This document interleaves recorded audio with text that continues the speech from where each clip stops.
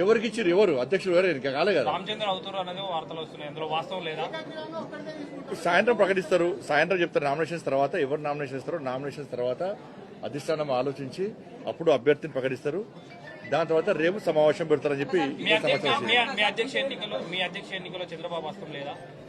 ఇప్పుడు అన్ని ఫాల్తు మాటలు అంటారు వాటిని. ఎవరు సోషల్ మీడియా పెడుతున్నారు, నేను కూడా చూసినాను. అధ్యక్షుని కోసము, అధ్యక్షుని బాధ్యత కోసం ఎవరైనా అడగచ్చు. అడగడంలో ఎలాంటి తప్పు లేదు. వాళ్ళకు రావాలని కోరుకోవడంలో కూడా ఎలాంటి తప్పు లేదు. దాన్ని ఎవ్వరు తప్పు పట్టరు. ఎవరి వాళ్ళకి ఆలోచన. రావాలని కోరుకోవడం తప్పేం లేదు.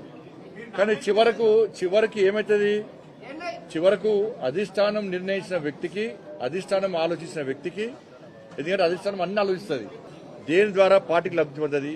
అట్లా ఒక అభ్యర్థిని ప్రకటించిన మాత్రాన మిగతా వాళ్ళు డమ్మి, మిగతా వాళ్ళతో ఏం కాదు. కాదు ఎవరితో ఏ పని అవుతుంది, ఎవరికి ఏ బాధ్యత తప్ప చెప్పాలనో అధిష్టానం నిర్ణయిస్తుంది.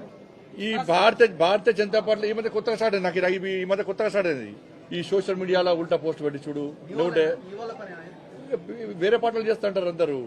చంద్రబాబు నాయుడు గారు లేకుంటే ఇంకో నాయకుడు చెప్తే అధ్యక్షుని పెట్టేటటువంటి పార్టీ భారతీయ జనతా పార్టీ కాదు.